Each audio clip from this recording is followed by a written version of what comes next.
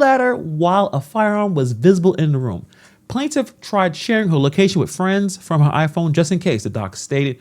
But Sharpe saw her doing this. The moment he realized that she was doing that, he grabbed her by the neck and told her, if you ever do that again, I will effing kill you. Shannon Sharpe, what is going on now? Happy Monday, everyone. Now, this is a bombshell situation. Shannon Sharpe is sued for $50 million over alleged R-word.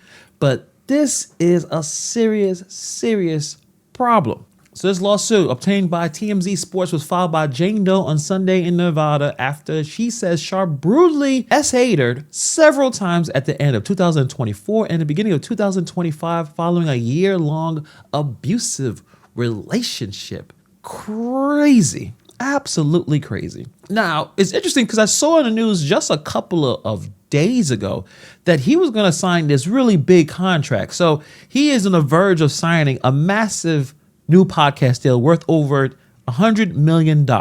So he was going to get paid. And it's just interesting timing that that deal is about to come through because at this point, Shannon Sharpe is extremely popular. He's on First Take. He has Club Shay Shay. He has a nightcap. So he has a ridiculously successful podcast business and he's on ESPN, probably making a lot of money, right? So he's making the kind of money that he never made actually playing in the NFL, surpassed his career earnings. So it's interesting that this is happening.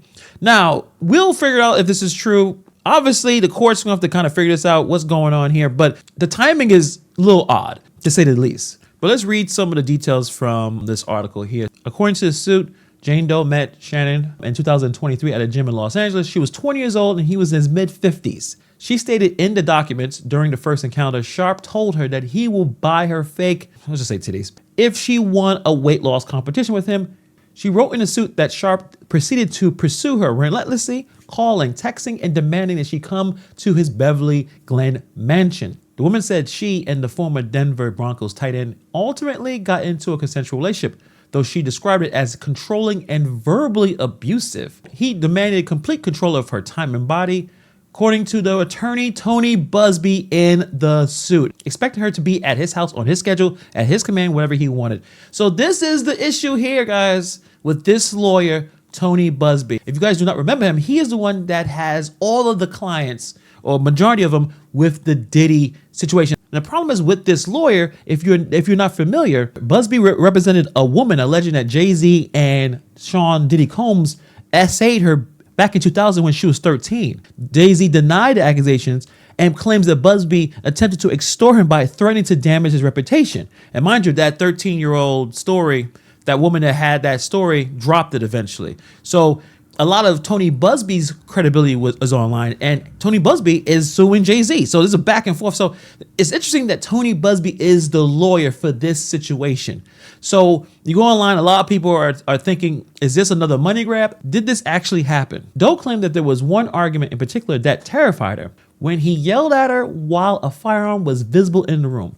Plaintiff tried sharing her location with friends from her iPhone just in case, the doc stated, but Sharpe saw her doing this. The moment he realized that she was doing that, he grabbed her by the neck and told her, if you ever do that again, I will effing kill you. This is quite dramatic. The two nevertheless continue a relationship, even following a move to Nevada during the summer of 24. However, Doe states in her suit she attempted to break things off after his infamous Instagram live streaming incident, which she said led to her R-word her. Crazy. Doe claimed in her suit the first instance happened in 2024 at her apartment. She said that the 56-year-old Pro Football Hall of Famer forced herself on her while she was crying and sobbing. The second instance, the suit alleges back a couple of weeks later in 2025, in January, Doe claims Sharpe came over to her house with promises of delivering a Christmas and a birthday gift to her, instead violently essayed her once more. And now she is suing for $50 million. And Busby is representing her because it says right here, it takes a great deal of courage to stand up to those with power, fame, and money. Busby said in a statement after filing the suit on Doe's behalf, I'm looking forward to pressing this case in court. And obviously, Shannon Sharpe has not responded. I'm sure he's going to probably have to, considering he's on 15,000 shows, millions of subscribers on his YouTube channels. He is on ESPN. This looks not great. I hope this is not true. But at this point, we're going to have to figure out who the person is. I mean, if this just recently happened, I don't know how long she can go with the Jane Doe. I mean, maybe this is just another way of trying to get Shannon Sharpe to settle. That's what Tony Busby, his MO was, that he took these cases privately to a lot of these celebrities. And he says that many of these celebrities settled and did not want to have their names out there publicly. So it's interesting why this happened. I'm wondering that he tried to handle this behind closed doors and Shannon Sharpe said, I'm not going to do it, or it's not true. And he's like, you know what? We're going to publicly put this out on a Monday. Pretty big deal. This is absolutely insane. Let me know what you guys think about this situation. I'm going to check out the documents of the suit. If we could find that today, maybe we'll make another video today or tomorrow about it. But it's a big surprise considering Shannon Sharpe and how he moves. It didn't seem like he would be the kind of person to do that, but you never know how these people behave behind closed doors. And Tony Busby doesn't have the greatest credibility when it comes to this. So let me know what you guys think, who you believe, or you believe no one. I don't believe anybody until we see more information. I believe no one. I'm just bringing this up because I was actually doing a video and this popped up. I was like, I have to talk about this. So let me know what you guys think about this situation in the comments below. Thank you for taking time to watch this video. And I'll see you guys in the next video.